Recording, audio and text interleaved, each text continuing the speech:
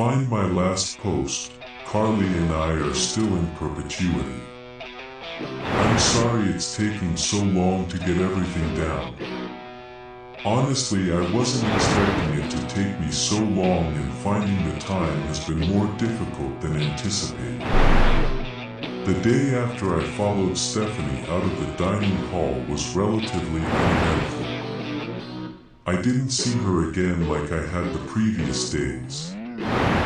We spent the majority of our time inside the second room where Carly was editing the audio for the videos and writing her commentary. While I was editing our footage we had compiled so far.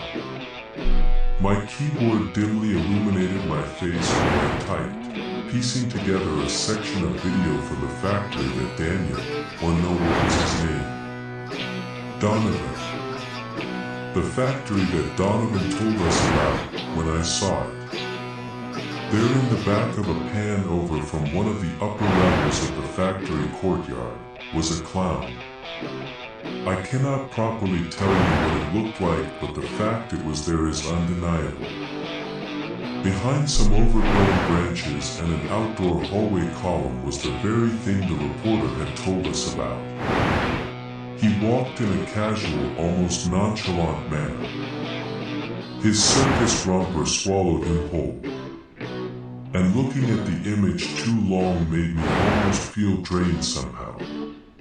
It was as if it was devoid of feeling, all the colors sucked out with it. Like a black and white image come to life. I felt a chill rush down my spine at the way he seemed to look right into me despite the fact that he wore no face. I called out to Carly with a concerned murmur that she didn't hear before growing louder. Carly. Carly. What? What's your deal? You know I'm recording audio. Can't it wait? No, it can't wait. Come on, you know I wouldn't be interrupting you if it could. You know I wouldn't be interrupting you if it could, she says in a mocking imitation of my voice while leveling me with a hard stare over her shoulder. Amy, last week you yelled across the house for me to stop what I was doing, then pulled up a cat video on your phone. Yeah. That couldn't wait, and this can't either. Her foot taps a few times impatiently. She takes a deep breath and sighs, exasperated with me. Fine, show me. She darts out of her chair and leans on the back of mine, resting her chin on my shoulder. I rewind the section of video and press play. At first she looks almost bored, then I feel the weight of her head come off of my shoulder. It rises gradually with the widening of her eyes. What the fuck is that thing, I think.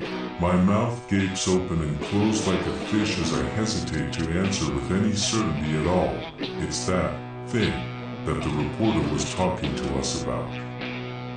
I know that we've been seeing a lot of strange stuff recently, Ames, but she's white as a ghost. Pale and clammy, I think she may be sick. It never gets any less weird getting confronted with things like this. We spent the next couple of hours poring over all of the footage, photos, anything that we'd taken since we got into town. Scouring it for any trace of the desaturated entertainer, audio recordings forgotten. By the time we called it quits, we had missed lunch, and almost missed dinner, which we reluctantly stopped for after finding nothing else. Not a single trace of that damn clown. Then, well, the next day I'm surprised to find I'm out of bed before Carly is. Turns out she really was getting sick. I walked over about ready to tear the sheets off and tell her off for not getting to bed early enough when I saw how miserable she looked. I left the room and got a thermometer from Stephanie at the front desk, and sure enough, a fever. This was going to be a problem. We still had plenty of time in town, but a limited amount of free days. All that planning and preparation, and now it was in jeopardy. I grabbed the phone to call for some soup and water for Carly, and we talked it over. We decided that I would go around town and get a few shots of the streets and such.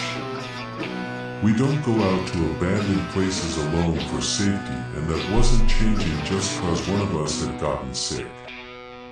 Afterwards, I would come back and we'd shift our schedule around to make it another editing day. I honestly thought that it would be fine. Not too long after I head out with my camera slung over my shoulder. When room service came before I left, they also happened to have some medicine. One less thing to worry about and pretty convenient.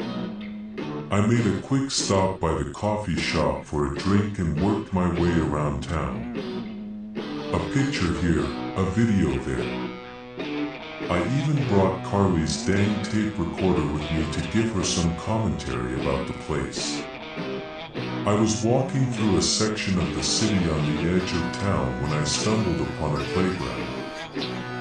One of those old ones like they used to make them. You know, with all the wooden buildings and walkways. Metal slides that make you feel like you're gliding across the sun in the middle of the day. Old monkey bars that have lost their footing and spin in some places slightly due to age.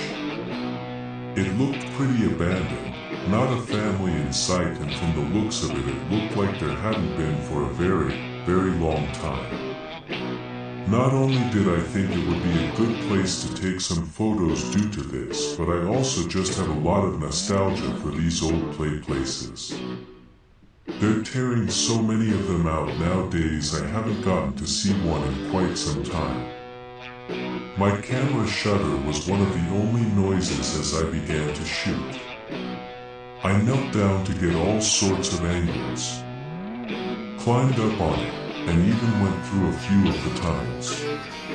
It was while I was doing this that I saw the note. It was up on top of one of the wooden poles. It had crinkles all over it and dark brown and green stains on it like it had been rubbed into the ground. Curious. The edges of it twitched ever so slightly. It registered to me just a second before it happened, then it took it. One big gust of wind and it was off. I clambered down the stairs from my perch on the playground. I don't know why, but the letter felt important somehow. It was just up ahead, tumbling and turning. Getting swept up a few feet into the air, then violently thrashed back into the cold ground. I found myself thankful that the grass wasn't wet during my sprint after it. It just kept going and going, its flutters almost perfectly timed with the crunch under my feet. My foot caught on a raised root and I took a harsh tumble to the ground. I looked at my hands pressed into the hard ground, rustling through the leaves, twigs, and dirt. The note had finally stopped just a handful of feet in front of me. That's when I started paying attention to my surroundings again. I wasn't at the playground anymore. I was in a cage. My elbows ached when I made my way to my feet. I observed that I had ended up in a wooded clearing, and all around me was hundreds of trees in a perfect circle encasing me. The spacing between them varied. Many of them had branches that crisscrossed over each other like twisted bars. I was in the forest, and I was completely and utterly alone. But not for long. For in the very edges of my vision I saw a blur between the trees. Then another. And another. I'm spinning trying to find it, chasing the blur like a cat chases a feather, always just slightly out of reach. I have to get my eyes on whatever it is. I was warned not to be out here alone. Strange things happen in these woods. Carly is probably knocked out cold back at the room. Nobody knows where I am.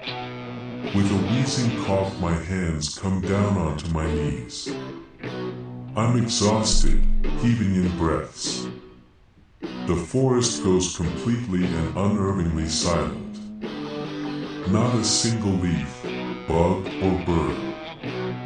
You truly never realize how loud the woods are till it's all gone. Then slowly it starts coming to life again in a brilliant cacophony. And just when I think I'm in the clear, there's a loud honk behind me. I've never jumped so high. The feeling in my bones like being struck by lightning. I spin on my heel, nearly tripping. Right by my face, peeking from between the trees at my eye level, is a tiny BU.